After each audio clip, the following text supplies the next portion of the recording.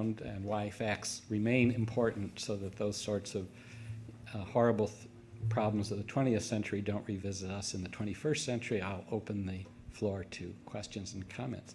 And if you'll just identify yourself when you begin Peter speaking. Schwartz. I teach German and comparative literature and film here at BU. I think this might be more a comment than a question, but obviously, respond to a comment. I'm inclined to, when thinking of the current media situation, to compare with earlier media situations, particularly the introduction of the printed book. And it seems to me, from what I know, that throughout the entire 16th century, there are reactions to the new medium that are quite similar insofar as they're anxious reactions to the ones we're having now. There is an anxiety that the proliferation of truth in the printed book will be accompanied by proliferation of error, and there's a concern to develop controls to keep that from happening. There's a concern, an anxiety about availability of information to non-elites that was heretofore available only to elites, and what the social and political consequences of that would be. And in fact, as I understand it, the first really major social and political consequence of that revolution was the pamphlet war between Martin Luther and the Reformation and the Counter-Reformation, which led to peasant wars and a real social revolution. What developed in the 16th century around the printed book was a set of controls, of institutional controls, of technological controls, of state controls, of learned behaviors, which led to what we have today and what we thought we could rely on up to today, which is being able to recognize which presses are reputable, which newspapers are reputable, which magazines are reputable. We can distinguish, we've learned to distinguish since the 16th century between reputable sources and non-reputable printed sources. Now what we're facing now is a situation in which we have these old standards, but we have a new media situation, and I think we have not learned, because this is all so fast and so new, we have not learned to develop the equivalent set of institutional constraints on this new media situation. We don't, sometimes we think it's the market will do it, we think the politicians will do it, we don't really think that. We think that we can do it as academics, but everything is so much in flux. We know we need an equivalent system, but we haven't had time to develop it. And I think that's what you're talking about in your final list of what instances you rely on for checking truth. These are all institutional instances that we have some trust in. My point, I think, besides paraphrasing what you said in sort of historical perspective, is that it might be more useful to be looking not at whether any given individual truth can be evaluated as a truth, but into what kinds of institutional controls we trust and why. Yeah, thank you for that.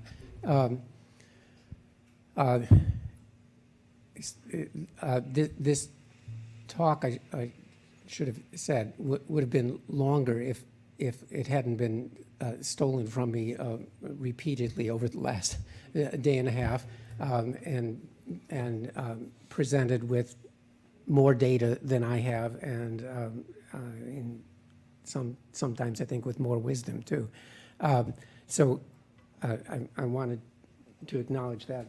I kept crossing things out, but I think that's it's right to put in a still longer historical terms, and I mean the literature now on the printing press is just extraordinary, I think, and including the complaints at the time that there was just too much information to deal with. Ann Blair's work at Harvard presents some of that.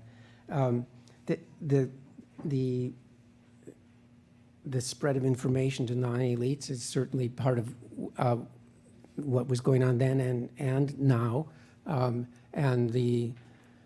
I think it's the right choice that was made here and in most, not all, democracies, not to license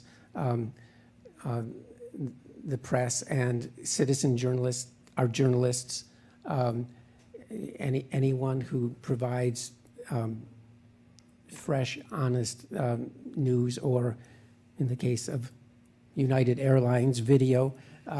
about things that actually happened is a journalist, is doing the job of journalism. And, so, and the chances for the solitary individual, back to Arendt's, what I think of as in probably too romantic a view, but it happens now.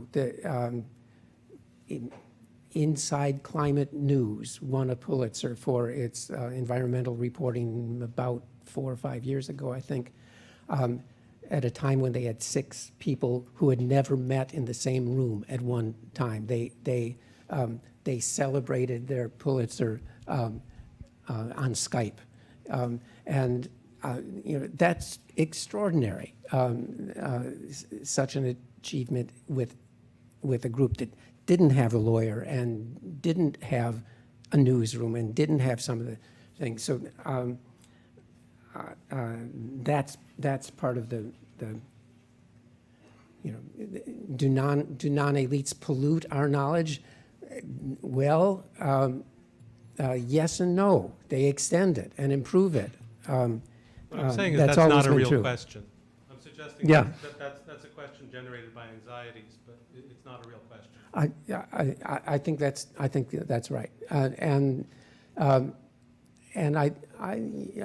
also some of you know my work well, know that I'm very skeptical that we ever had a moment where we had the right amount of information, or people's votes were basically information based. People's votes in the heyday of American politics were party-based. And did they know what their party stood for? Well, for many years, their parties didn't actually have platforms. I mean, they knew who made up the party. They knew what ethnic groups tended to cluster and what classes tended to cluster around the Democrats or the Whigs. But information as such, campaign promises as such, no, it wasn't there.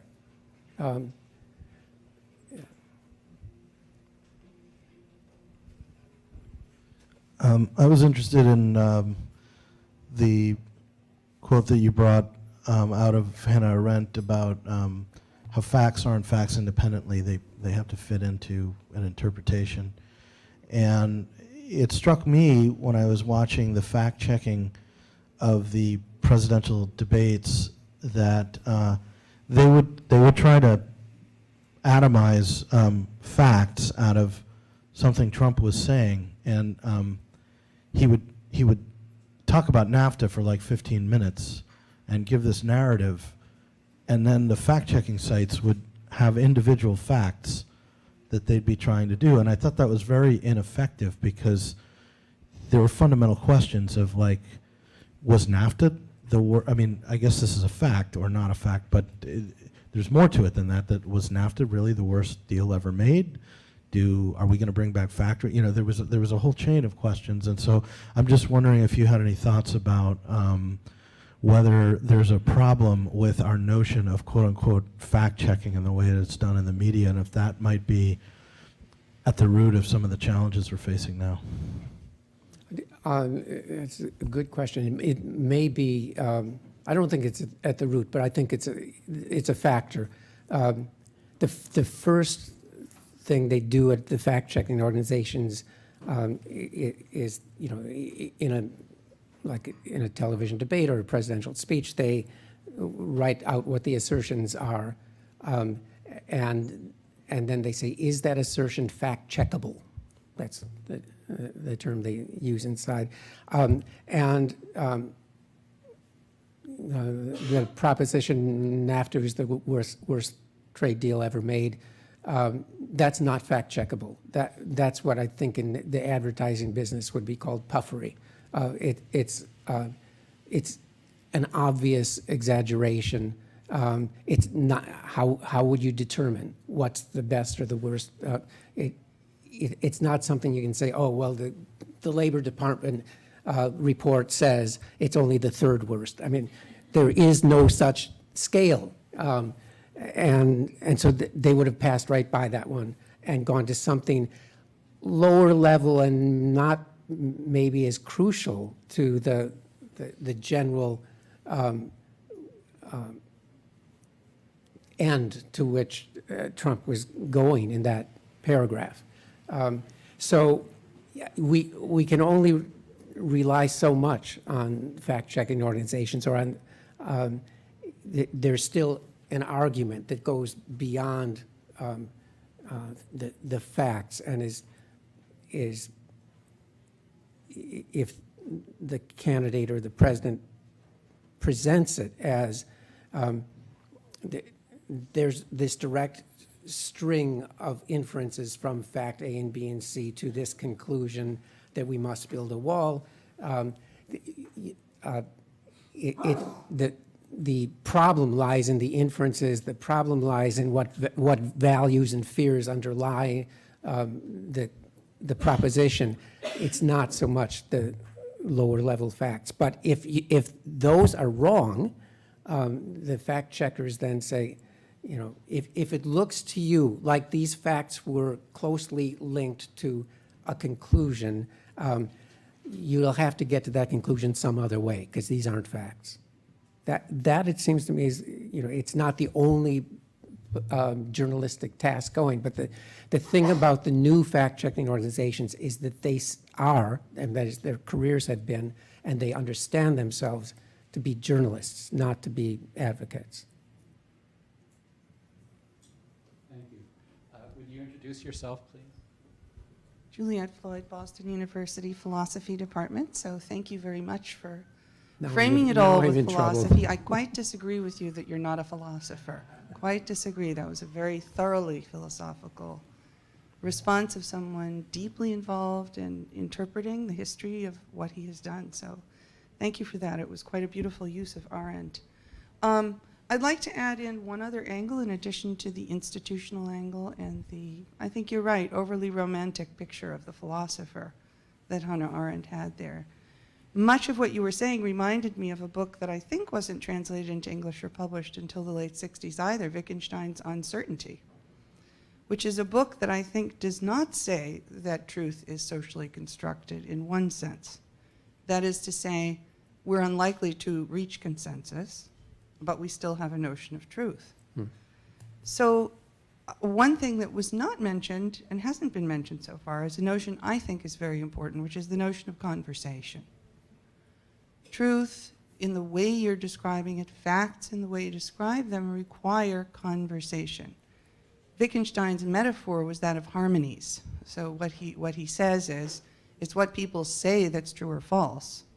And then there are background harmonies, we hope harmonies enough that the conversation can go on.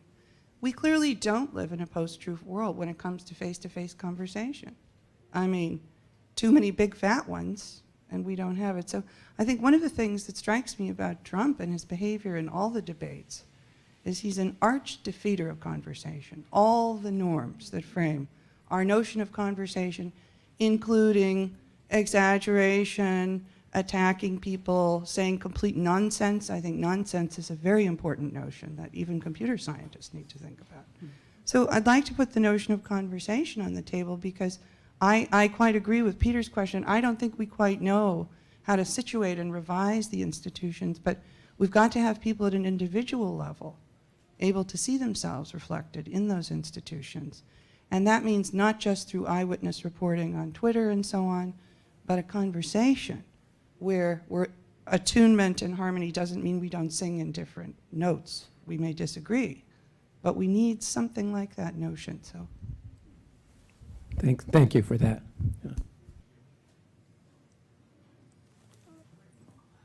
I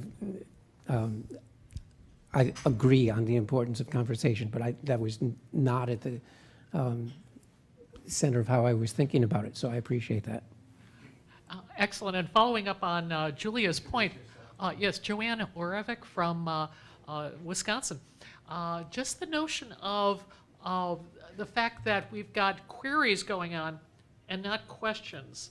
We query Google, we query Echo to get specific answers. And I think that a number of our students are beginning to let's say, avoid asking questions, deep questions of us, questions that would involve conversation, engagement, and all of that, and rather get into the mode of being query askers. And that might be one of the unfortunate byproducts of our technologies, that it's so easy to get these surface answers that come out of Echo and of course, the other technologies that we have, as opposed to the conversational, deeper responses that we would get if we do ask a question, get deeply into that conversational act. And I know that the people here from the communications area would be able to flesh that out so much better than I. Thanks.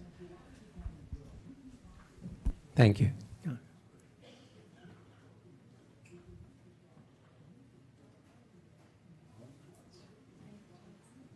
Please introduce yourself, Ellen.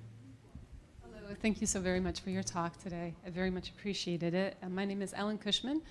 I'm at Northeastern University, and I come to your talk today via rhetoric and the discipline of rhetoric. And so I'm wondering if another P that you might describe might be persuasion, and how it is that a statement uttered with complete confidence, even if it is false, tends to have an ethos that allows for persuasion to take hold in somebody's mind. And could you say a few more words about that, perhaps? Well, you're speaking later, or you're moderating later? Or- I'm actually a chair later, so Oh, okay. All right. Because I was thinking you might be the better one to answer that question. But thank you.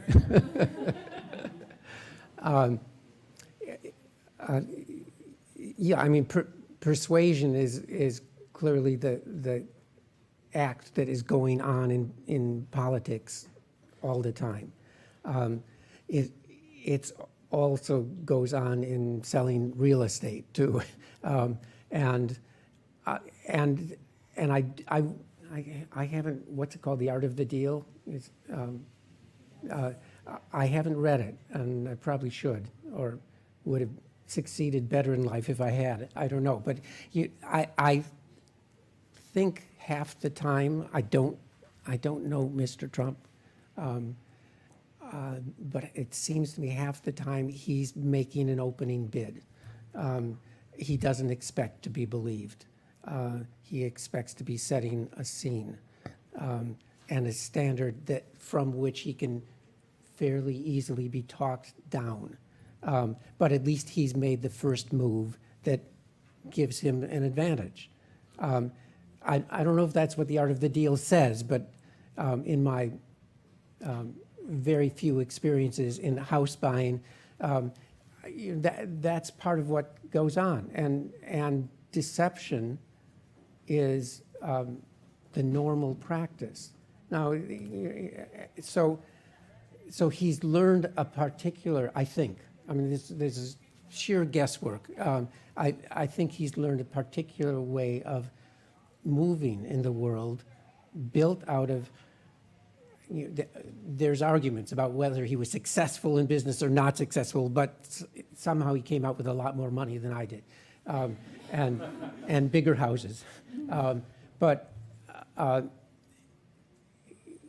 Yeah, I mean, they're different kinds of forms of persuasion, and I assume that in different, I mean, two doctors are who have the second opinion and the first opinion on what to do with this heart patient.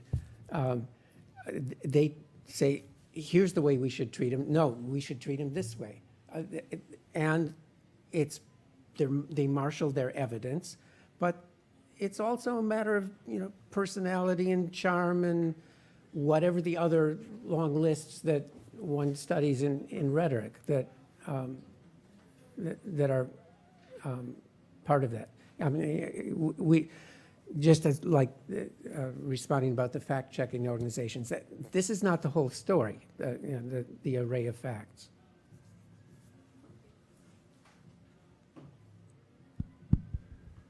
I'll take the liberty of asking one last question. It's a very Okay. simple one. You've been talking about facts in a political and especially scientific and empirical domain. Most of the people around the world live in a world of religious guidance where they believe certain facts that were, if they were put before PolitiFact or some of these other things, probably would not be on the positive of the 4 or 5 point scale. What do you say to all those people who have these beliefs, which are quite a great departure from our everyday understood empirical reality about the way the world, about historical events, about supernatural experiences and so forth? Well, there, you know, I gave credit to people who believe in the transmigration of souls earlier, because I don't know that they're wrong. I don't know that. I don't think there's empirical evidence that I can show that they're wrong or that they can show that they're right. And lots of us have some beliefs like that. Was Jesus crucified and did he return on the third day? A lot of people went to church on Easter. They might not have believed that. They might think that the worship of Christ is socially, morally good and useful to the world, or it helps them raise their children in an ethical way. And whether it was true or not true, or it may not matter to them, but it may matter very deeply to them.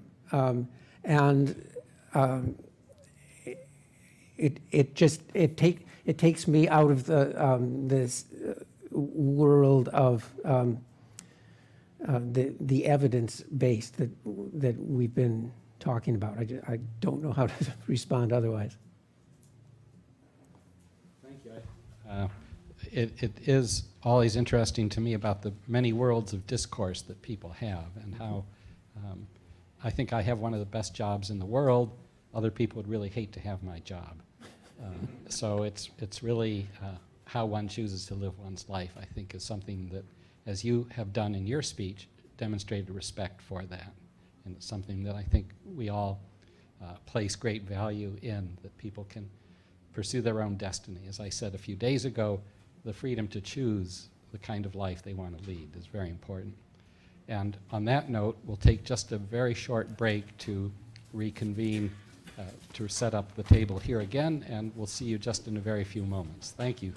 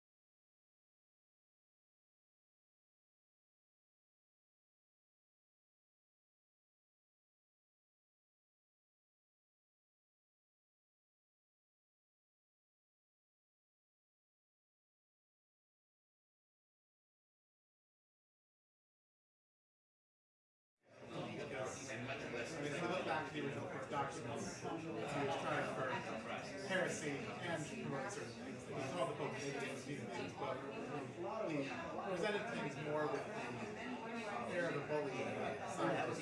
Right, he didn't really have the map. He could disprove the whole mag system, but all the revisions, counter cycles, the changes that have been made to keep it compatible with that map didn't really provide him the means to as strong as he claimed make his argument better. So he really was kind of arguably fake news. So he's been politicized kind of in the context of evolution as a kind of, when we went back to Galileo, we want to create the narrative, the story, and the facts out there I think have been kind of lost to popular.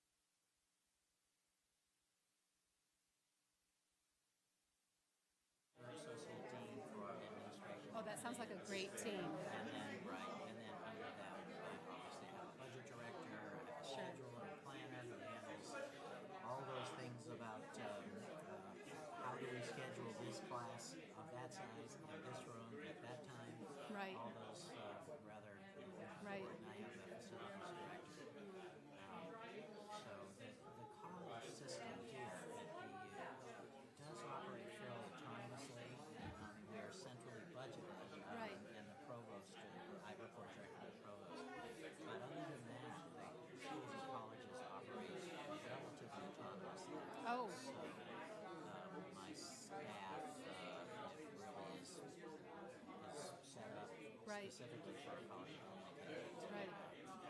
So, That's very good. Do you then control your own lines? Are you able to make your own hires, or does all of that go centrally as well? well, I have established lines. That, Uh-huh. so if I have an open journalism faculty, Sure. for instance, I have a little bit of latitude to move. That's Now, good. the one thing that the provost would weigh in on, if I have certainly if I have a tenure track line, Right. I'm going to protect that. Right. And I'm not going to switch that to a practitioner. Right. And vice versa. But there are going to be opportunities at the beginning of the budget cycle for me to Right. make a presentation to say I need another tenure track line in this field because this field is expanding, and if we do this kind of research, Right. it'll make that impact. So that happens. That is very happens helpful. in a very much in a cyclical Right. fashion. Right. And then, like most universities, I think when we have promotions, when I'm bringing in someone at a certain level, that Right. goes through not only my faculty, but it goes to the university's, call it the appropriate APT committee, Okay. promotion and tenure committee. That's university-wide. Okay. After that. So if I have a faculty member who's going up, let's say from assistant to associate tenure, Right. that goes through all of the Right. college level reviews, and it then goes up to the AUT committee. And BU, I don't know, again, I don't have any other experience to compare it to, but I do know that one of the things BU is very focused on is external letters during the review process, Right. where they came from, what the letters say, obviously. Right. And if there are criticisms, obviously there's going to be some level of criticism that's acceptable. There's going to be some Right. level of criticism that's fair. Right. So we have those kinds of checks that there's no parallel to that in my past experience. There's nothing in my background as a newspaper editor where I would think to go to anybody outside the newspaper Right. and say, what do you think about me hiring this person? Right. Promoting this person? Right. Right.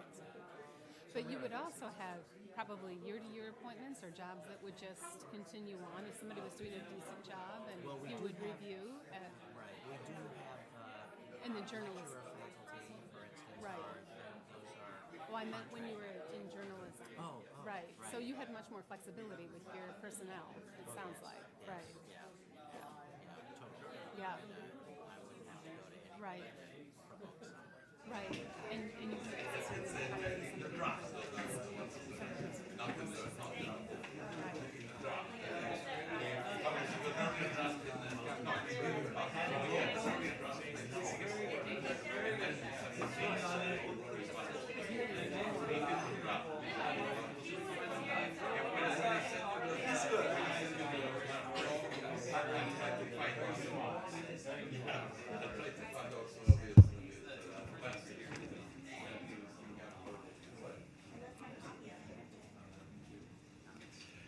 Good afternoon, ladies and gentlemen. Welcome to the 7th panel of our conference on journalism and the search for truth in an age of social media. Could we put the journalism and the search for truth? Well, anyway, so in keeping with our, thank you. Actually, that's fine. In keeping with our multidisciplinary, rich selection of topics and people, we now have quite a fest of ideas here in panel number 7, and I would turn the program over to Ellen Cushman from Northeastern University to guide us in panel number 7. Thank you, so Ellen. much. Thank you, and thank you to all the presenters here today. This is going to be a really wonderful wrap-up for the day, I believe, because the panelists will be speaking to the ways in which we move forward, given all of the brilliant discussions you've heard in the last day and a half. And I'm very excited to be introducing to you Jennifer Forestal, who actually goes by Jenny, who will be our first speaker. And Jennifer is an assistant professor of political science at Stockton University. Bruno Patino, How are you today? It's nice to see you. Is Dean of Sciences, Poe at the School of Journalism in Paris, excuse me if I've gotten that incorrect, and Thomas Fiedler, who is the Dean at the College of Communications here at Boston University. And it's such a pleasure to be listening to you all speak today. We're going to try to keep it at about 15 minutes if we can, and I will give you a 3-minute warning before time. Jenny, thank you.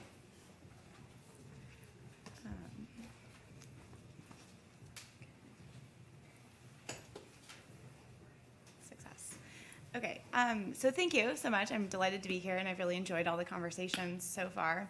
So I am a democratic theorist, so I'm coming at this from that perspective, and I will be speaking to some of the themes I think that came up in the last session, particularly questions of how we shape facts, who gets to shape those facts, and sort of the role of conversation in all of that. So the question that I'm sort of beginning with is, how does the spread of fake news and other forms of propaganda tell us sort of things about the organization of the digital public and the state of the public today? So what I'm arguing today is that the spread of misinformation that we've been discussing for the past couple days betrays more serious underlying problems with the ways that publics are formed with and by digital technologies. So some of the solutions that have been proposed to this problem tend to take two directions. The first is what we might call the responsibility model, right, which demands that sites like Facebook and Google take responsibility for the content that's on their sites, and that they work to prevent the spread of fake news. The second model is something that we might call the authentic news model, though I'm not tied to that, and this calls for news outlets to stop feeding into these clickbait kinds of impulses and renew their commitment to independent investigative journalism. So the Wiki Tribune thing that just came out yesterday fits it sort of in this model. Both of these approaches, I think, are more than welcome. I think that they're important and that we should continue doing them, so this is not an and/or situation. But I do think that they all emphasize gatekeeping and the role of elites in managing public discourse. And I think that's a little bit too narrow. It suggests that the problem of propaganda is one of problematic content, right? So this is emphasizing content that's created by media outlets or allowed to slip through on digital media platforms, rather than reflecting on the problematic ways that digital publics are organized.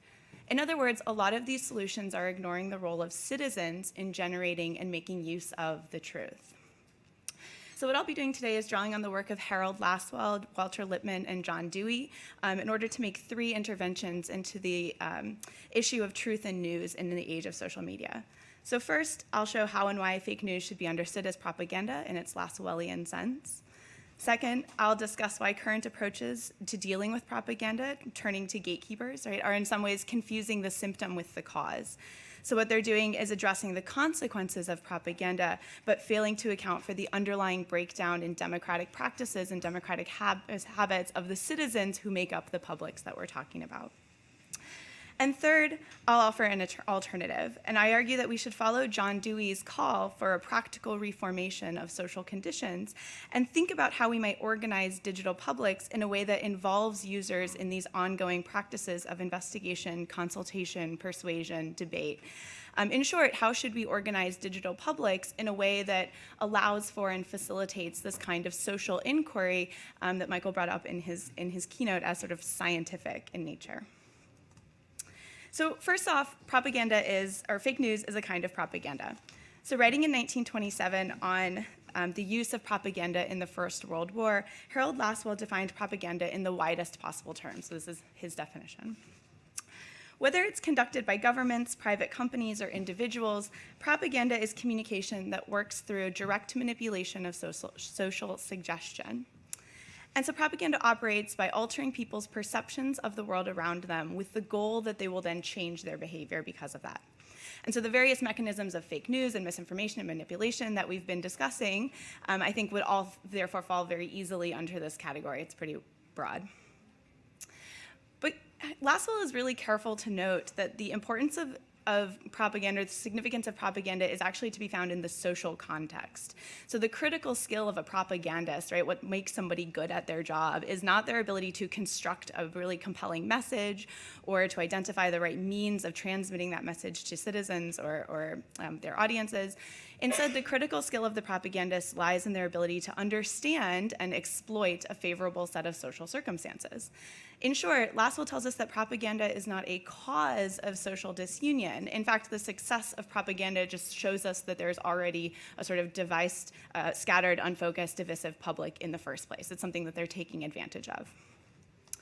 And Lasswell tells us that it's social and technological changes that have led to a really disorganized public in which members don't know how to relate to one another. And this is where propaganda steps in.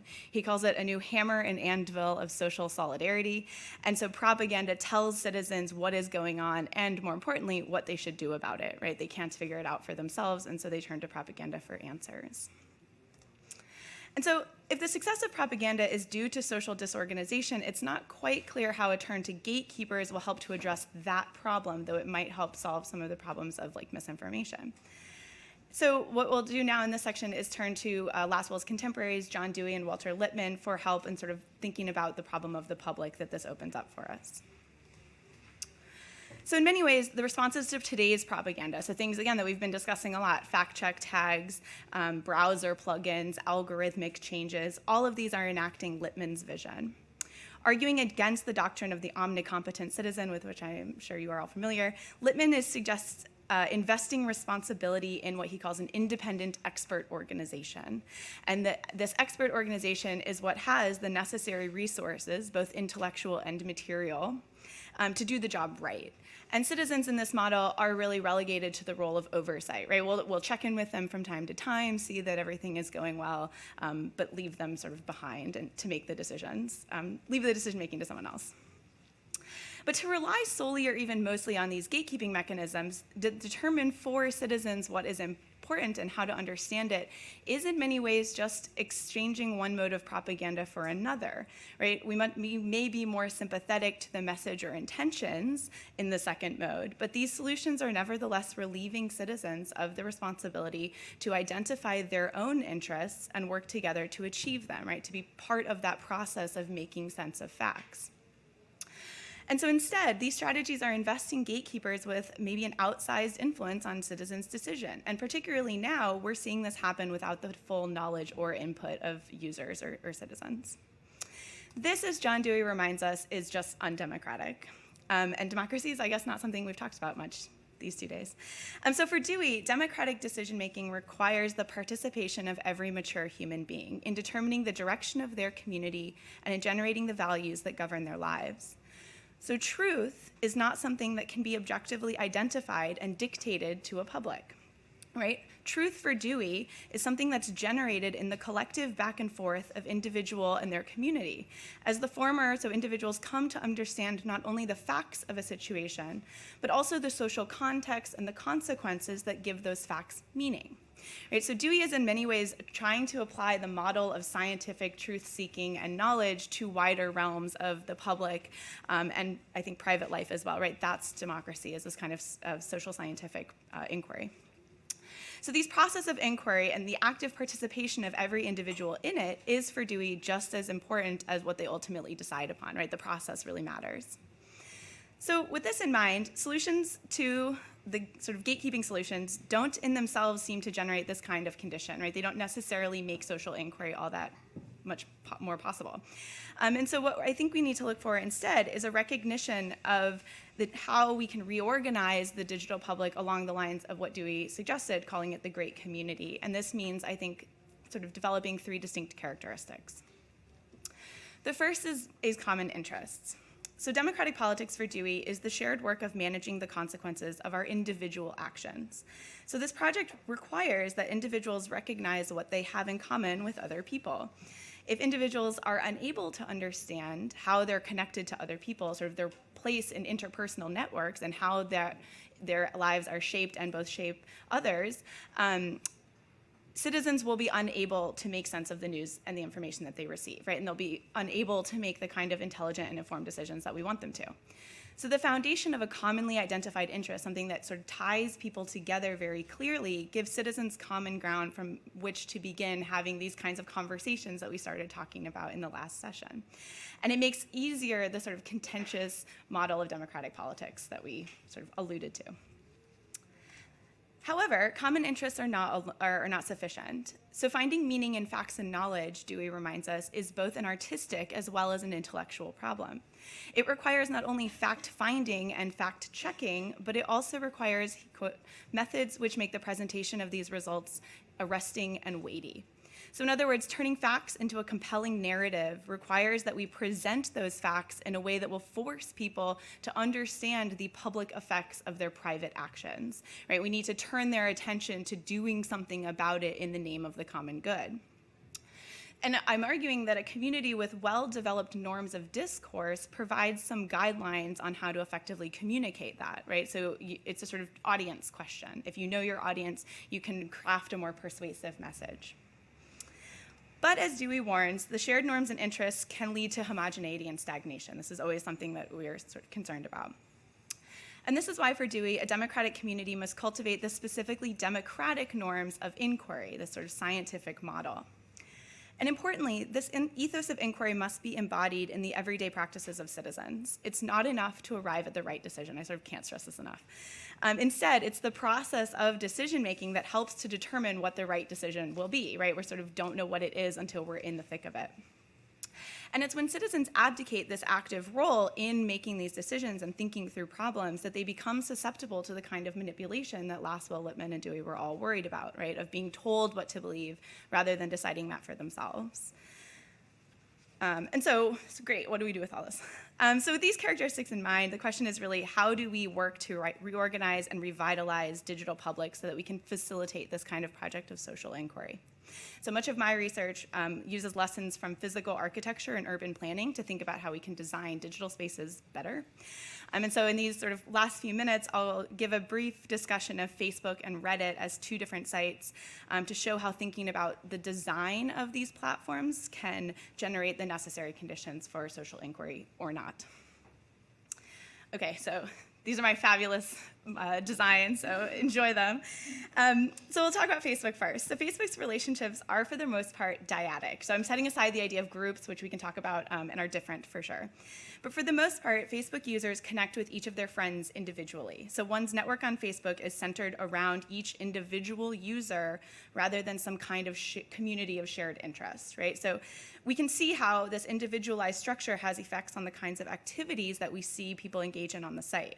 Rather than cultivating a specific communal tone, the norms of Facebook emphasize things like likability and personal preferences, right?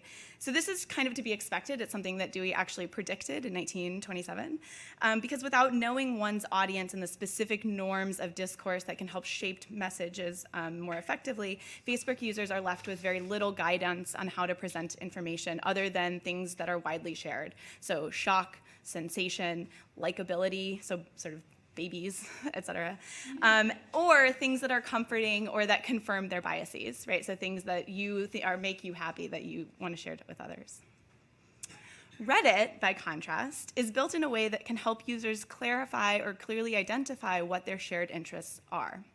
So the shared space of a subreddit, so you go to a subreddit that is built around a specific issue, that's the box. And so these subreddits gather users together and highlight what they hold in common. So it's very clear when you enter into a subreddit what you have in common with others. And it's from these shared interests, I argue, that other ties begin to grow. So the site's shared interests help to generate and are in turn reinforced by shared norms that are also on the site. This is maybe small, but I'll explain it in a second. So the site's network structure means that the norms that govern behavior on Reddit can vary dramatically depending on what subreddit you're in. So we have Our Philosophy, Ask Political Science, and Grilled Cheese. They all have very specific things, what you can and cannot post, and they are all very different. And so I think that this diversity testifies to the really high level of activity and ownership that we see members of Reddit, so Redditors, exercising over the tone of their subreddits, right? So we see users, as we heard in Nathan's presentation yesterday, right? They're embodying, they direct, they police the kind of expectations that are being upheld in their own spaces. And so members of these various subreddits are engaged in precisely that kind of activity that Dewey thinks democratic publics should be engaged in, right? Users are finding, sharing, and discussing information with one another, and they're coming to understand current events or news or facts or however you want to frame it. They're understanding it in a particular way and evaluating it through the distinctive lens of their own community, and so they sort of make sense to them. So this is a brief sketch, and again, we can talk about it more in Q&A, but I think that this is important work, right? And it's necessary for democratic politics. And so Reddit, I think, is a model that we should maybe start thinking about using as we think about organizing digital publics more broadly. Okay, so to wrap up, the proliferation and effect of fake news is a concern for those invested in maintaining robust democracy in a digital age. Recent solutions have taken a narrow approach to the problem of digital propaganda. Most of them have turned to gatekeeping mechanisms. And again, I do think that the effect of stronger gatekeepers is maybe better for conveying facts. It also has minimized the role of citizens in taking responsibility for managing their own communities and making sense of and using those facts in important ways. So in addition to the role of experts, I've argued for a reinvigoration of the norms and practices of social inquiry and citizen action. This means that we need to consider the ways that democratic communities or digital communities are organized. And so I have two brief suggestions for future work. The first is that we need to sort of think about how these platforms are designed differently. Social media are not monolithic. I think we all know that, but it's very hard to study them, I get the sense. And so, thinking about how we might be able to do that, about how they're distinct spaces, they have different effects on norms and users and behaviors, and they deserve sort of more investigation in that way. Second and finally, I think we need to do more work in clarifying the proper relationship between experts and citizens in this new configuration that we have. The reinvigoration of the public does not require shunning expert knowledge. It does not mean that we need to minimize the role of journalists and site designers, the experts in these fields.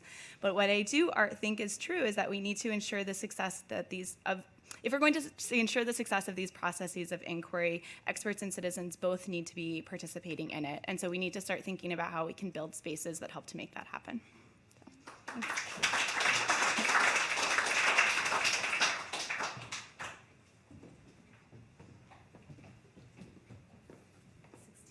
Well done.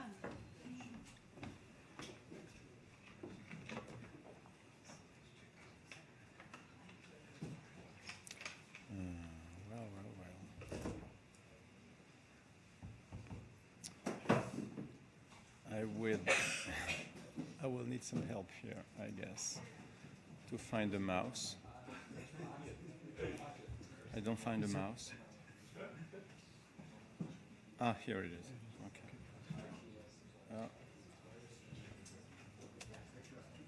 Okay. It's not here. Is it in here, this folder? Oh. Yeah. Great.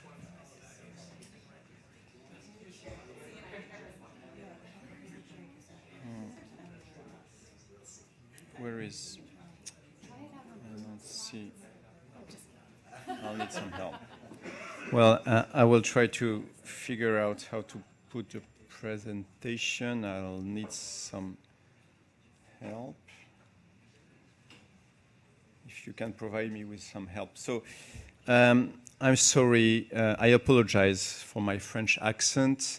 I was telling Professor Katz that speaking after Michael Schutzen is like being a French singer with a guitar performing after Bruce Springsteen. It's absolutely impossible to do that. And I have to apologize not only for my French accent, but because I'm going to speak about people you were speaking all over those 2 fascinating days, but the journalists. I am a teacher of journalism. I'm a journalist myself, and I have to confess that it's been an incredible conference for me, but also where I learned a lot of things, and but also kind of what struck me is that almost none of you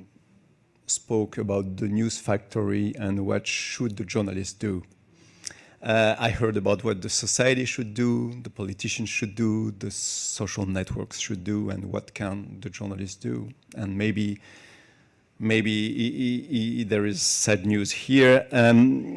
Other things gave me the feeling that I was listening to an incredibly bright people, but talking about the war on fake news from the headquarters, whereas journalists are in the battlefield. So what should I do? So I changed absolutely my presentation because a lot of things were shared by Dominique and by other people. So I told myself that I would just share some French ideas about journalism and what do we do.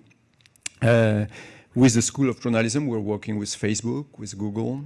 Not that we are helping them, but we're trying to understand what they do. And so let me just share some thoughts with you, and I hope my accent won't be too bad. So first, I tend a little bit to disagree about propaganda and post-propaganda, but again, you understand what I mean. Dominique told you what happened in France after Brexit and Trump, so I won't go deeper into that, but just give you two figures. One study was carried out by the Open Source Society about what was shared on the social networks in between November 2017 and April 4, 2016, November, and April 4, 2017, before the first round of the presidential election. And they categorized, of course, the news that was shared between traditional news, or news coming from traditional media. That was 42% of the articles that were shared on social media, and what they called re-information, not to call them fake news, re-information links coming from other sources, whether they are sources translated from Russian, I'm speaking about Sputnik or Russia Today that have a lot of power in France today, or coming from individuals, group, whatever. And those links account for 26% of what was shared during that period. The interesting thing is that almost half of those 26% came from media translated from Russian, that is Sputnik and Russia Today, to tell the truth. But as Dominique shown the other day, yesterday, they didn't have any impact on the debate, or not a lot of impact on the debate, whether it's about Emmanuel Macron's homosexuality or so-called offshore bank account, whether it's about Ali Juppé or other things like that. I mean, they did not impact the public debate, and this is certainly because a kind of gatekeeping still existed in France. And the other reason, to my point of view, is that for the moment, I would follow the Zuckerman assumption when he studied in the Columbia Journalism Review, what happened here in the US, saying that fake news was also possible when it was laundered, as we said in financial area, through a site that polarized the debate as Breitbart. We didn't see in France sites coming from this kind of polarization subjects. So still, we had a lot of fake news, but they didn't organize themselves, and they were not able to launder themselves and enter the public debate for the time. We'll see what happened between the two rounds now, because it's been a lot going on since this morning in the country. I'm not an historian, but just to put in mind the context of French journalism, which is rather different from what happened in the US. There was a football team in France in 1982 that we used to worship, the football team of Michel Platini, and we always said that this team had a magic square. That is 4 players playing incredibly well. So I think that our journalism come from a moment that we could call industrial journalism, to quote on Columbia J School. It was the single moment in between 1850 and 1870 where we saw four things coming to birth: the industry, the mass media, mass education, and mass political parties and universal suffrage. And I think this balance provided, let's say, a kind of public debate, public space, where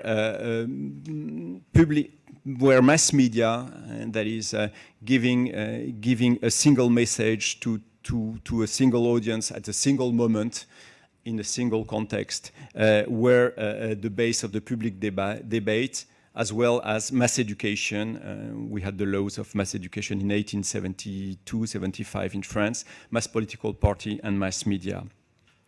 Therefore, just the assumption before I go to a very grounded, very down-to-the-ground presentation, my feeling is that propaganda was about who controls the media, and what we live today is about media losing control of the public space, and better said, media losing control of the context of the news. And so whenever we have to teach our students, we have students in journalism at the school, I try to teach them and I try to study how do you perform a journalistic job when you do not control the context of the news anymore. So I don't believe in a golden age when the news was pure and the propaganda was absent. I'm not saying that. I'm just saying that in the industrial age, the mass media controlled the context of the news, whether they did it for an independent reason or they did it in a propaganda reason. They did control the context, and they do not anymore. So I wanted to share with you, I'm just controlling the time, I wanted to share with you 5 questions that really it's down to the ground. I'm sorry about it, but that we try to address with the students and with the professional. First, is fact-checking the solution? I won't comment about a fact, about that event that takes place. It just struck me that the first times people were talking about facts in France at the end of the 19th century was when the telegraph was invented. So the idea that a fact was transmitted, the fact took place, in French we said also avoir lieu, taking place, a fact took place somewhere, and then through a technology was transmitted in a pure way before the newsroom gave him its context and its way of understanding. But now, when things are shared, they're not transmitted anymore, because when they're shared with their personal context. And so, in fact, we have all the traditional media, legacy media, have developed their fact-checking solutions. Whether it's Le Monde with Les Décodeurs and then Décodex, whether it's France Télévisions, Le Monde, I used to work there, France Télévisions, we used to work there, whether it's Libération with Desintox, whether every legacy media has developed their own fact-checking solution, and it shows today that they are absolutely irrelevant. The presidential election, the first round, has shown 2 things. First, that they are not popular. Their audience figures, their audience numbers are not well. I mean, they have a small impact even on the traditional readers of the newspaper. That is, they don't conquer another public, but even to the public of the legitimate legacy media, they don't address anymore. And I will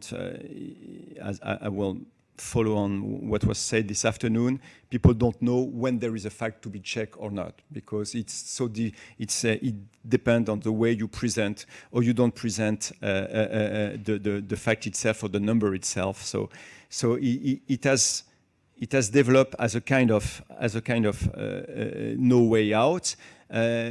But still, we develop toolkits. France Télévisions developed a special toolkit for the audience with 5 tools. They're investing money on that. And my understanding would be the following. Toolkits are really, really useful, but just for the professionals. That is, when we look at the figures and the behavior, we see that the audience doesn't use the toolkits of fact-checking, doesn't go to the fact-checking sites or fact-checking solutions, but professionals do. So at least toolkits are useful, but for professional rather than for the public. And I will say the same for you, even if I signed a kind of NDA agreement. I won't go into the figures, but I will say exactly the same for you as far as Google toolkits are concerned on their Google News or on the website, or even as the new solution of Facebook that appeared some time ago. Okay, so in fact, fact-checking toolkits, good for professional, not very interesting for the public. Second question, who rules the context today? If we don't. The technology, of course, kind of technology rules a kind of context. I won't speak about filter bubbles. Everybody spoke here about filter bubbles, but the technology provides the individual with a context, and at least the technology here now is a real battlefield for the context controlling. When we hear the Washington Post saying that they have to be excellent in journalism, but excellent also in technology, they mean that way. If they don't enter the technology battlefield, then they lose every opportunity they have to enter the context of news delivering. And I believe the context of news delivering is part of the news itself. The business, of course, the business rules the context. When Facebook speaks about their news feed, they say bluntly that the news feed, they don't give the relative weight, but that the news feed is weighted with three instruments. First, the interest of the individual, that is the things he liked. Second thing, the interest of the advertiser, that is clickbait, what kind of advertiser. And third thing, the interest of the publisher. 3 minutes left. Okay, I'll go. Then, okay, so the business controls the context. The crowd controls the context, of course. And those Google battlefield, Facebook battlefield, we see that the crowd really control the context. And in fact, we have this French professor always saying that internet is a democracy where some people vote 1,000 times and some people vote 1 time. And it's exactly the case. So when I say that the crowd controls the context is, in fact, the more you're, my English is, the more you're determined, the better context controller you have. And the publisher don't really control the context anymore. I have 3 minutes, so I will try to go fast. What is Facebook for us? It is a media that don't want to be a media. They're not a media. Is it a platform? What is interesting today is there is a tension in between Facebook where they ask professionals to clean their mess. And certainly, no, this is true. Certainly, they are giving some money to French publishers or French schools to work with them for the fact-checking or, let's say, fake news hunting. And they try to have us clean their mess. And there is a tension in between the US Facebook that says, okay, communities should clean Facebook, and the European Facebook that I see in London when I meet with them, they said professionals should clean the mess. So I keep that in mind. What is certain for me is that we shouldn't make them the new gatekeeper. They don't want to be, really. For them, it's a business problem. It's an arbitrage between short-term money and long-term money. Short-term money, they have a premium with fake news because fake news drives a lot of clickbaits and a lot of clicks drives a lot of turnover, advertising turnover. But in the long run, if fake news controls Facebook, then the value of a Facebook advertisement will go down. And so they have this arbitrage question. 1 minute for 2 questions. Are news literacy and transparency the solution?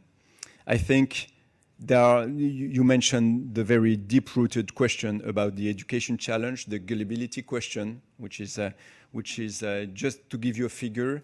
When we work with Facebook, they tell us that in France, at least, 60% of the fake news shared are shared without being read. It means that people don't care if they're true or false. They just share it because it looks good. So we have an educational challenge here, a responsibility challenge.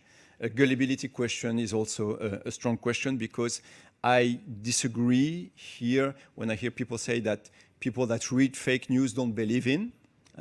What we've seen in France is that the study carried out showed that the majority of the people that share fake news, at the end, when friends of them share to them that same fake news that they shared, they end up believing in it.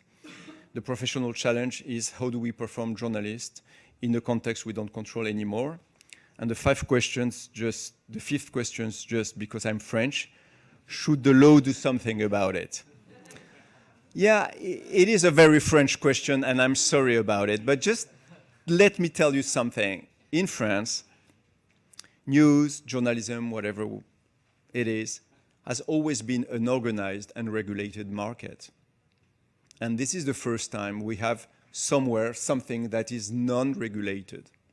It's the first time since 1670. So it is a strange question to ask at an American audience, but I'm pretty sure it is a question that France will address at a moment or another. Thank you very much. I'm sorry.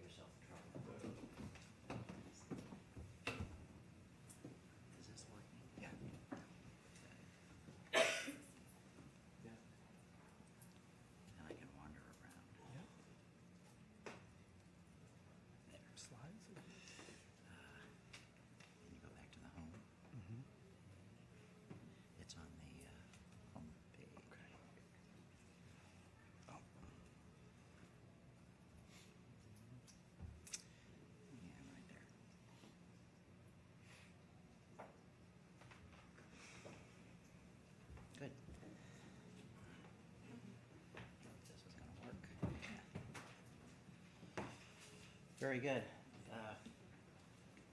Bruno, I would have seated you plenty of time, Bruno, if you felt you needed more, because I think carving some time out of my presentation would not have done it any damage. Is this working okay there?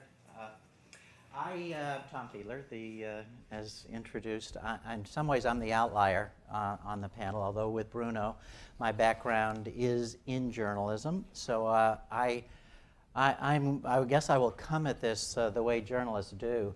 I spent most of my career, as probably I've told many of you before, in Florida, in fact 34 years at the Miami Herald. So one of the things that I learned, and if you're familiar with the geography of South Florida, we have the Everglades, the swamp, and there's the expression, the Everglades is 80 miles wide and 2 feet deep.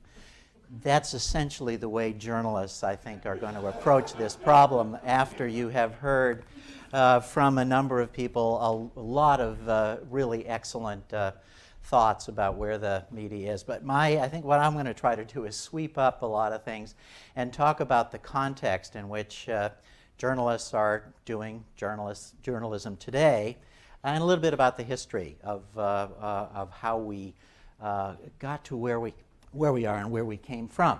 So I know Dr. Katz at the beginning said that this is not going to be partisan. It won't be partisan, but I can't go through this without talking a bit about where the situation is. And of course, I'm going to go over some ground that you have already had plenty of opportunity to do. The relationship right now between the president and the press, if I even to characterize it mildly, would be testy. You have heard these quotes over the last couple of days that reporters are the most dishonest human beings on earth, that they're scum, that they're the enemy, and so forth, the lowest form of life. But also, it's interesting, though, we also have a president who is quite loose with his idea about what is truth, what is a fact.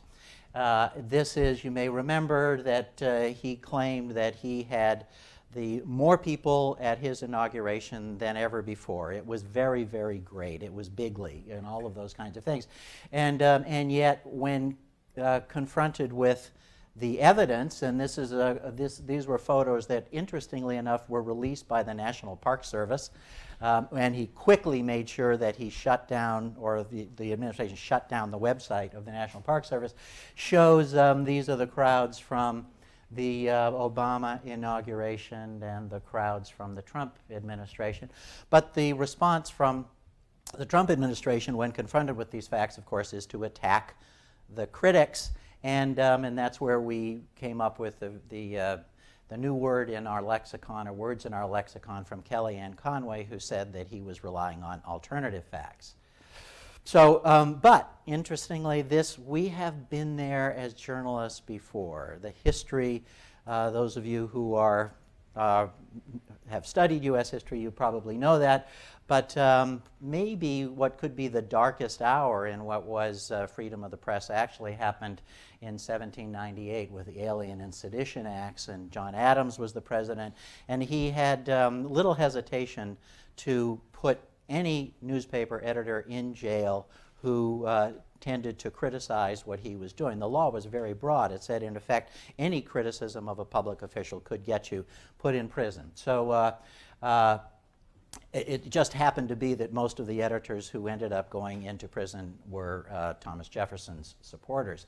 Jefferson himself, though, who we revere as, again, one of the authors of the Declaration of Independence, and as an advocate of press freedom, in 1807 he wrote something that Donald Trump could easily say today: "Nothing can now be believed which is seen in a newspaper. Truth itself becomes suspicious by being put into that polluted vehicle. The real extent of this state of misinformation is known only to those who are in situations to confront facts within their knowledge with the lies of the day." Thomas Jefferson was not a fan of many of the newspapers, and I think even more overlooked is Abraham Lincoln.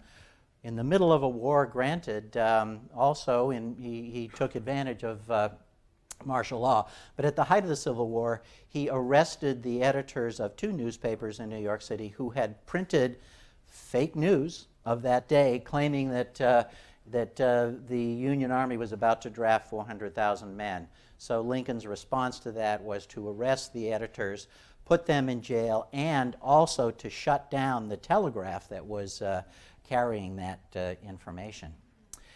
And we have Richard Nixon coming into more modern times, and his running mate Spiro Agnew, who became famous with who referred to the news media as the nattering nabobs of negativity.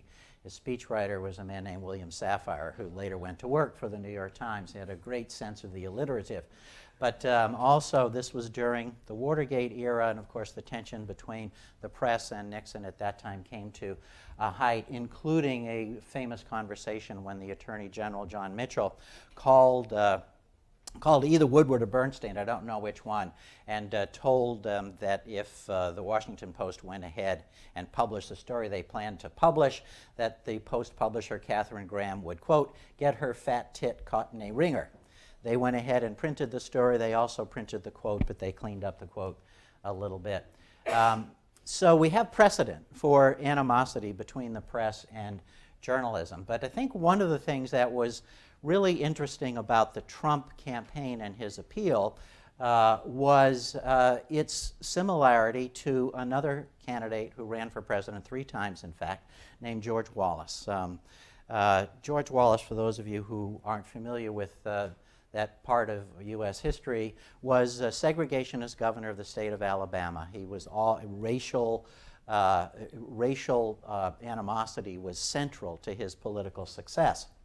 When George Wallace would campaign, all of his messages tend to be around how African Americans, blacks in the South, were a threat to the white leadership, and the Ku Klux Klan, you may recall, was part of that era. Schools were being desegregated. There was a lot of change and instability, and there was a great fear in that era, as now with Trump, that that in many cases less educated white people were going to be the victims. They were going to lose their jobs.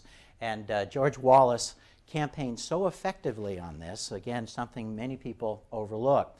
In the Democratic primary of 1972, when he was running, there were 13 Democrats that year who were running against Richard Nixon, was on the Republican side, including a former vice president, including the senator from Maine, a man named Edward Muskie, and former mayor of New York City, John Lindsay, really well-known Democrats with Wallace.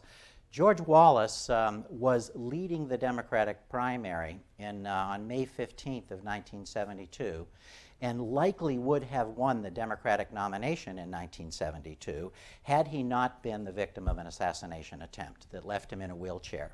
So the message that George Wallace was putting out in 1972 resonates very much with what Donald Trump did, and had it not been for an assassin's bullet, I think we could have seen a very, very different history in this country. Both of them campaigned in the same way. Both of them loved to have big arenas. And both of them, at some point in every one of their speeches, would single out reporters and attack the reporters, and the crowds would love it and go after the press. So again, it was, again, part of that shtick. This was what Wallace looked like there. I covered his campaign in 1972 and in 1976. And just a quick story, at one of these rallies where he singled out a reporter with the New York Times, that day, that New York Times reporter had decided to bring his 9-year-old son to the event. It was a school holiday or something like that. So, so he's in this press pen at the time when Wallace goes through his attack on the press, points to the New York Times reporter, and he says, "That man's newspaper says that Fidel Castro is a hero." And he had all this line that he would go on, and the crowd would go, "Boo, boo," and surge toward it. Well, the New York Times reporter was used to this, didn't bother him at all, but his 9-year-old son was terrified that this was going to result in some damage. So anyhow, the rally goes on, and it happened that George Wallace's wife was on the stage with him, noticed what just had happened. And so after the rally, we all go back to where the hotel was, and most of the reporters are in the press room writing our stories. And Wallace's press secretary came down, and he said to the New York Times reporter, "Governor Wallace wants to see you in his suite." So Drummond Ayers was the reporter's name. He gets up, and he's about to go. And the man says, "No, but bring your son." So, oh, it's okay. So they go, they walk up. Drummond came back about 15 minutes later, and he said, it was an amazing thing. He said, I got to the suite, I walked in the door, and there was Wallace sitting in the middle of the room. And Wallace points to the little boy, and he says, "Come over here, son, come over here." And I'm doing a terrible Southern accent. "Come over here, son." And so the little boy is, I don't want to go over there. And the reporter, Drummond, says, "No, it'll be okay." So he walks over. Wallace picks the boy up, puts him on his lap, and he really hugs him. And he says, "You know all those things I said about your daddy out there? Don't you pay them no never mind, that's just politics." And that was it. That was it. And Wallace went on, and the rest of the week, Drummond's little son rode everywhere with George Wallace, and they got along well. But that was Wallace's attitude toward, it was just part of the act that he went through. Now we're perhaps at a different stage. Words have consequences. We've seen this in this campaign. Just a few of the things. Because of social media, it's very easy for reporters to be identified. And one of the things that's happened with trolls is reporters who have covered the campaign, who have written critically about Trump, have been trolled. They've been followed. They've had their home addresses published on the internet. Children have, their names of their children have been distributed in extremist sites.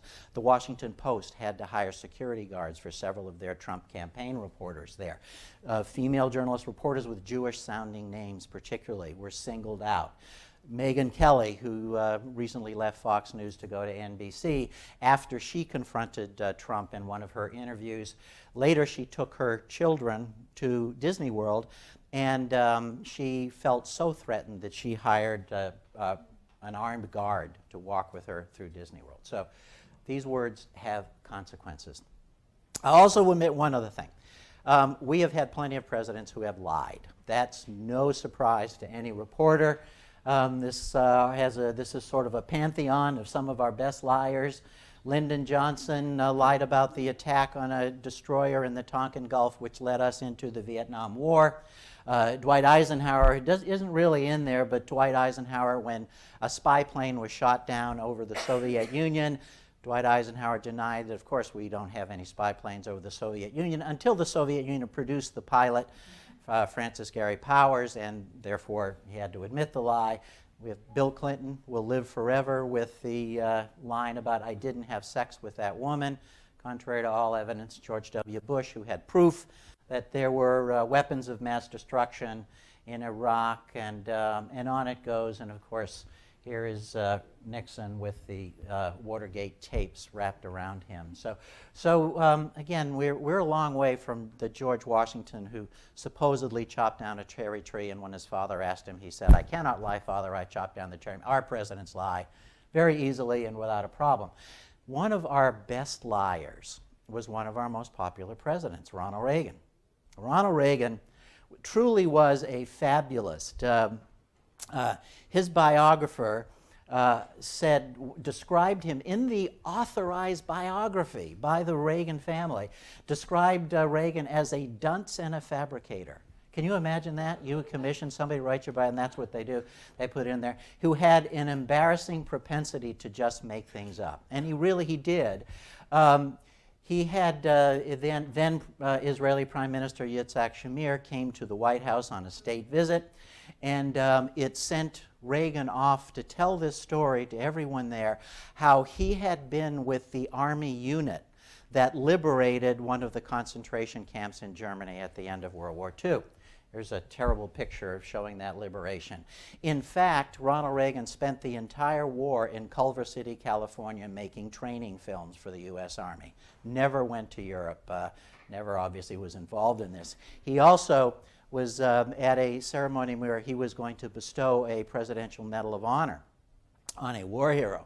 And President Reagan starts talking about this brave pilot in World War II whose plane in a bombing run was badly shot up, and he ordered the crew to bail out of the plane, but one of the crew was so badly wounded that Reagan said the pilot decided that he would go be with that crewman, and they would ride down the plane together, the doomed plane, and that they would die together. And Reagan said, for this award, the man deserved the Presidential Medal of Honor.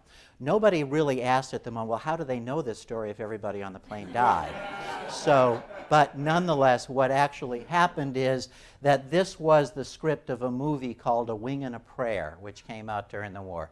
So with Reagan, movies became his reality, and he didn't hesitate to tell people that. It was so frustrating to reporters who covered the White House that they would write these stories about Reagan making things up and publicly pushing it, and yet the public didn't care and nothing happened. And finally, at a press conference, a reporter asked the press secretary, you know, what is it about Reagan that he'll keep telling these stories? And the press secretary's answer was, if you tell the same story 5 times, it's true. So that was it. The nation moved on. We survived the Reagan presidency. Now, the news media. I think one of the reasons why people didn't get so upset about this is the news media during the Reagan period maintained a high level of credibility with the American public. I picture here of Walter Cronkite, so-called Uncle Walter, who was considered the most trusted man in America. CBS Evening News anchor for such a long time. In 1977, I've mentioned this before, when Jimmy Carter was inaugurated for the presidency, 72% of the public said they had a fair amount or a great deal of trust in the news media. So 72%. In 2015, at really the beginning of the last presidential campaign, only 32% of the electorate said that they had a fair amount or a great deal of trust. That is, as you can see, less than half. And it dropped 8 percentage points from the beginning of the primary to the end of the primary, which likely was a direct result of the constant attacks on the press from President Reagan and others on that side. I'm sorry, from Trump, candidate Trump on that side.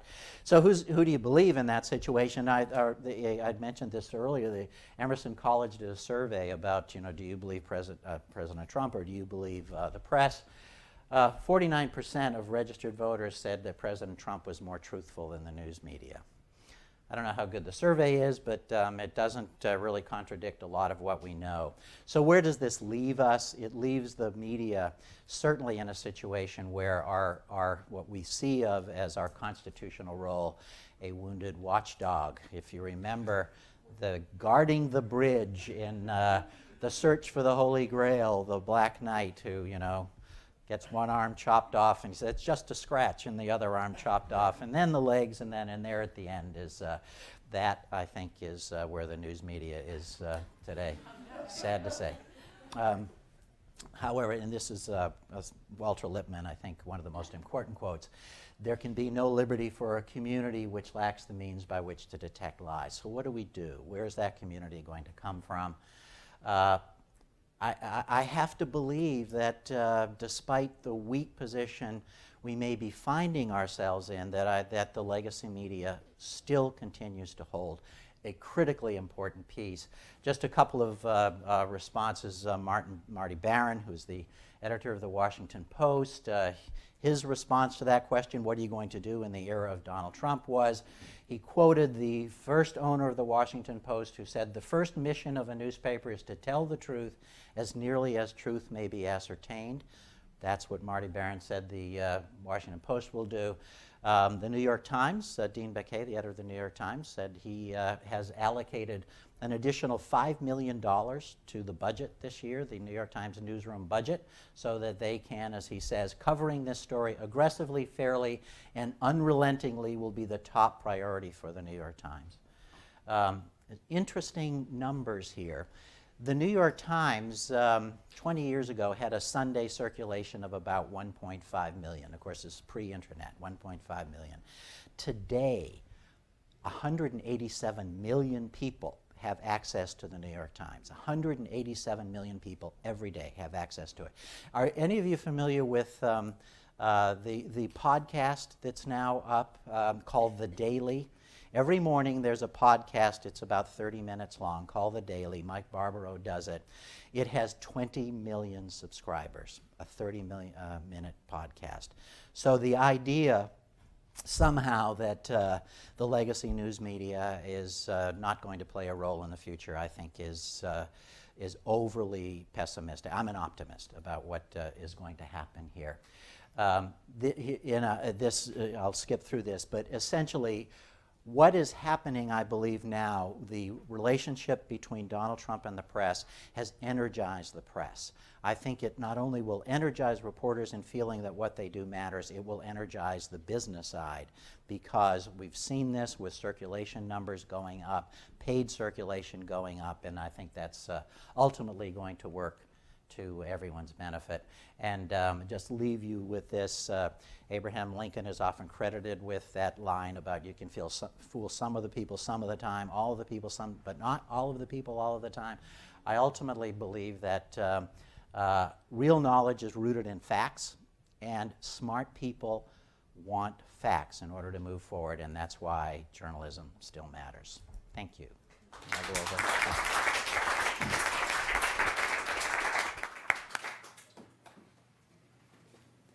At this point, we'll open the floor to questions, please. Hi, Michelle, please. Do you know where the microphone is? Thank you.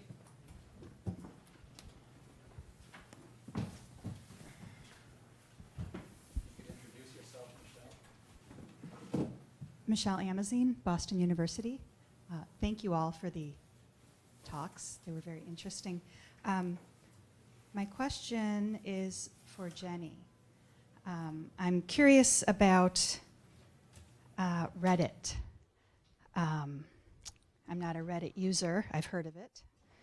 I'm wondering, we've heard other discussions about filter bubbles over the past couple days, and I'm wondering how does Reddit differ from filter bubbles?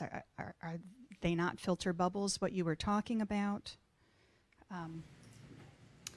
So that's a great question, and I cut it for the sake of time. But so Reddit has a structure that sort of networked in a lot of ways. So if you go on Reddit, you would join presumably all of the subreddits that are of interest to you. And so when you log on, you have a front page that's like all of that information on one place. Like you get the top posts from philosophy and grilled cheese and news or whatever it is that you're interested in. So I do think that there's a way that it sort of accommodates the multiple kinds of things that we're interested in, the multiple publics that we're all members of, because we're never just members of one public. And so part of the problem is like, how do we fit together all of these different parts of ourselves in a way that makes sense and we can still conceptualize? So that's one piece. The structure of it is sort of set up to invite those kinds of like cross conversation so that you yourself can come to understand knowledge in a lot of different ways. And there is research that shows that the longer that people use Reddit, the more they wander, is the language that these researchers use, and that they actually go outside of their own subreddits that they maybe came to the site to join, and they go explore smaller ones, and they're, I think, looking for that kind of deeper community engagement that you can get only from sites with a couple hundred users rather than a few thousand. And then a related question, is it commercially supported? Yes, it's owned by Condé Nast. But you wouldn't know it, I don't think, from looking at the site. And it was actually a huge bone of contention for the users themselves. So it was started by, his name is Alexis something. He's Serena Williams' fiance. And so yes, it was started by two white dudes, and it sort of grew out of control, and Condé Nast bought it. But I think that they've had a very difficult time of getting a handle on how the site works. So it's very hard to target ads to Reddit because Reddit is all over the place. And so you can't see the same kind of like targeted advertising that Facebook makes its money on. So yes, it's corporately owned. And yes, the Redditors themselves were very upset about that and talk a lot about what it means to be owned by that and how that goes into the kinds of governance questions that, again, like Nate was talking about yesterday, so that's also, I think, interesting, right, that there are subreddits devoted to Reddit and thinking about their community and what it means and how we're on it. And yeah. Thank you.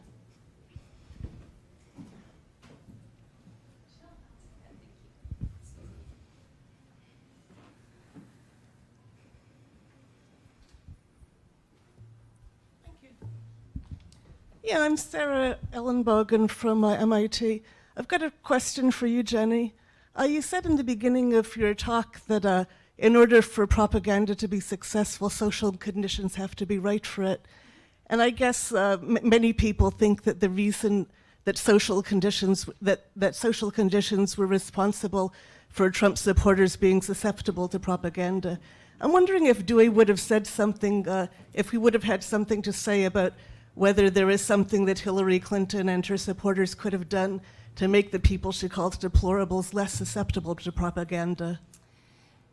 Yeah, that's a great question. I guess I don't know enough about the inner workings of the Clinton campaign to comment with that much expertise. Interested in what her supporters, if they could have done anything either. Yeah, I mean, I think this is probably the motivation behind a lot of the think pieces that we've been seeing that are like encouraging everyone to like understand the plight of the rural white voter, is that there's a disconnect that I think many of them felt or perhaps still feeling now, that like the way that things are being talked about aren't the way that they're reflecting in my life, right? And so that kind of disconnect is precisely what Dewey is pointing to as a sign that something is definitely wrong, because again, you only go into politics and are willing to make the kind of sacrifices that democracies require if you know the other person well enough to be sort of invested in their life and the common good that you share.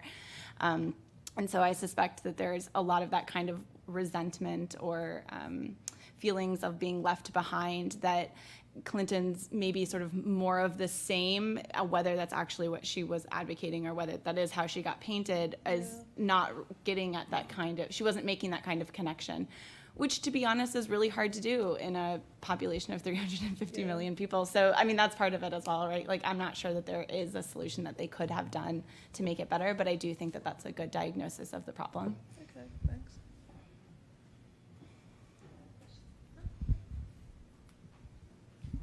Yeah, Just a question. Dominique Cardon, Sciences Po, in Paris. It's a question of just in order to understand Bruno very well.